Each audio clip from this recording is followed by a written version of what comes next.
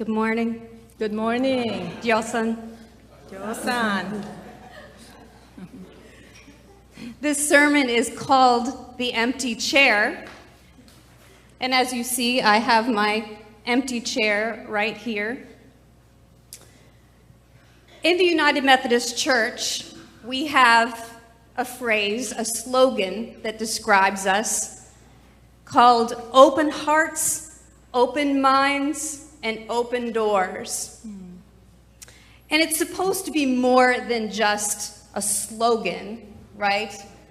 It is whether you're a United Methodist who worships here at Chinese Community, or perhaps over at Lake Merritt, or maybe in Africa, or maybe in Mexico, whether you worship at any of those places, this phrase is meant to describe how we are to love each other and to love our neighbors, and how we live out our call. Open hearts, open minds, open doors is how we respond to the world with the compassion of Jesus Christ.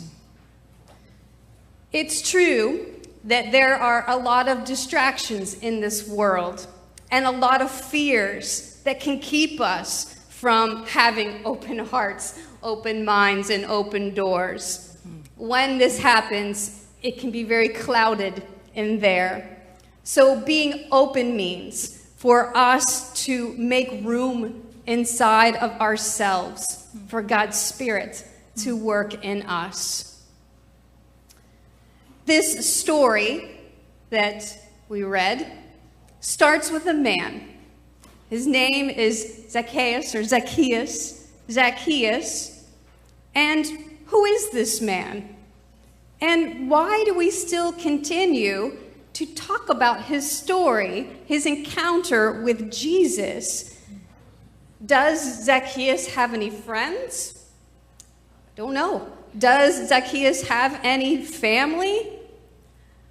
Well, we know this. We know that Zacchaeus was a Jewish person like Jesus and like the disciples, but he had a job working for the Roman government that occupied Jerusalem. And Zacchaeus' job would be to go around to all the homes of his neighbors and collect taxes, collect money for the Roman government. And the taxes were steep. And the taxes were not very fair at all. And having to pay the taxes, if you can imagine, made the people really angry. They were really angry. And so you can imagine that they were really angry sometimes with Zacchaeus too. What would it be like, do you think, to be this Zacchaeus? How do you think it would feel to have people who knew you from the time you were a child suddenly shut the door on you, walk the other way when they see you, be angry every time they talked to you? How would it feel? Do you think Zacchaeus got invited to dinner very often? No. Do you think people were happy to see him when he walked down the street with the Roman guards behind him? No. They were probably not happy to see Zacchaeus. So we can imagine this, that every day Zacchaeus gets up and he gets in his chair and he sits and he eats his breakfast alone. Then he goes about his day, he comes home, sits down in his chair for dinner alone, maybe spreads the money out that he has counted and sits at the table in his chair counting the money alone, recording the figures in a ledger. Zacchaeus is part of two worlds, part of the Jewish world, right? But also part of this Roman world. And yet, he does not belong to either place, either world. And this is a problem. That's why we tell this story. It's a problem for us today. Right? People feel that they do not belong. People feel that they are isolated. They feel lonely. They want something more in their lives, even if they can't quite name what it is that they are longing for. And in cities like this city, like Oakland, like Berkeley, like San Francisco, where people from all over the country and all over the world come to live, move here, don't you think, in a city like this, there are people who feel lonely, who feel isolated, and don't quite know their place in the world, and don't feel like they belong. So Zacchaeus, he hears that Jesus is coming. And we can imagine that he knows something about Jesus' reputation. Jesus has healed people of diseases. Jesus healed a blind man. He helped a person who couldn't walk to walk again. Some people say that Jesus is the Messiah, come to deliver the people from the Romans.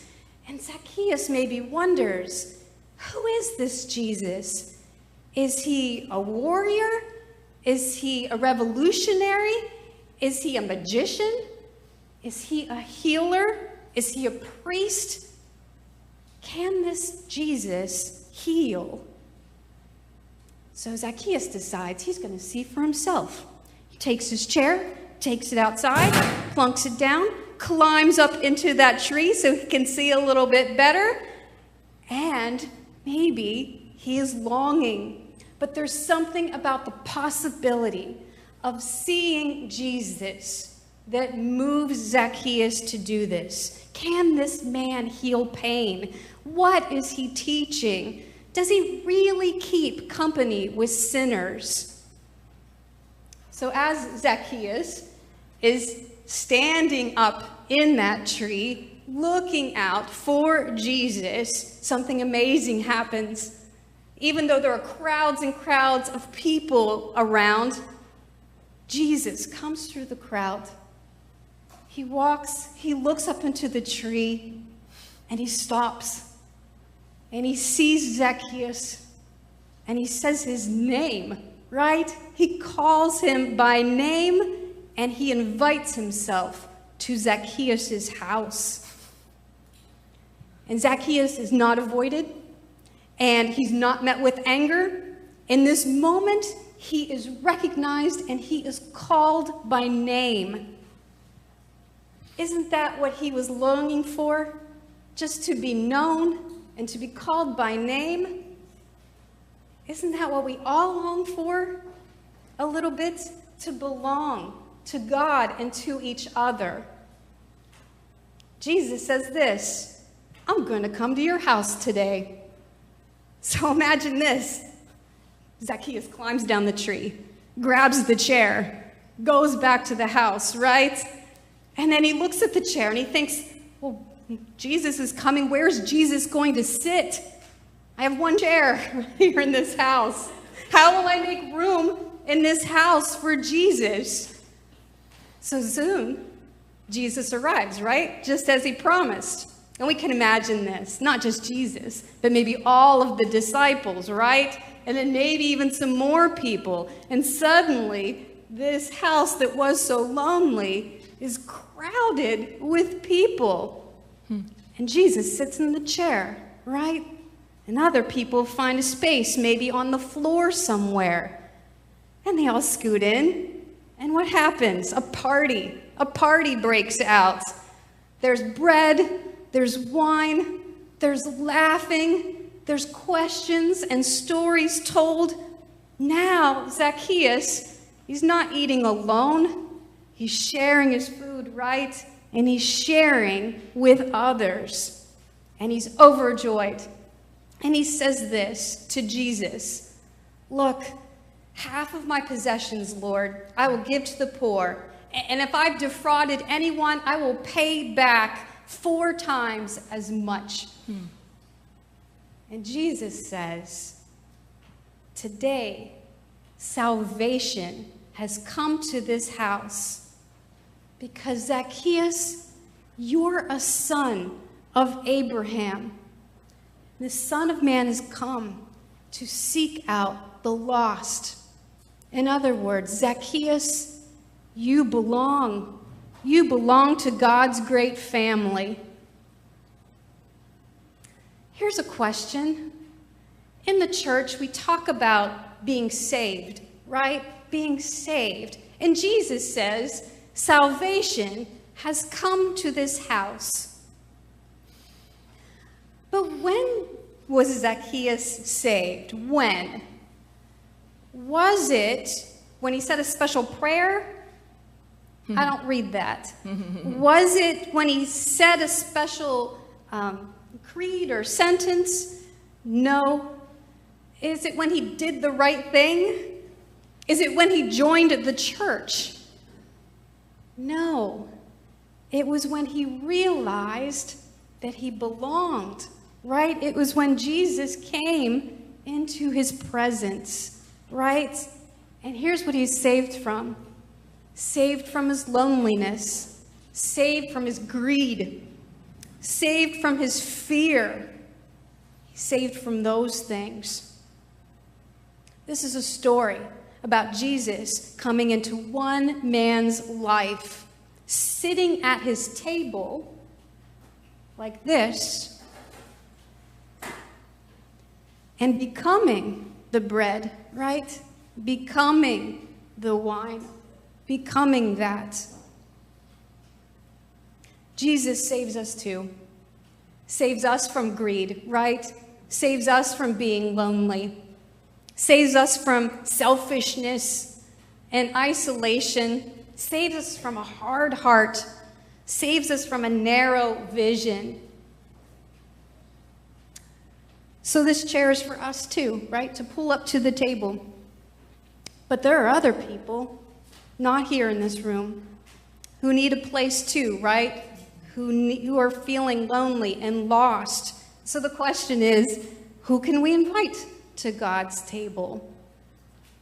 And not just invite to church, right?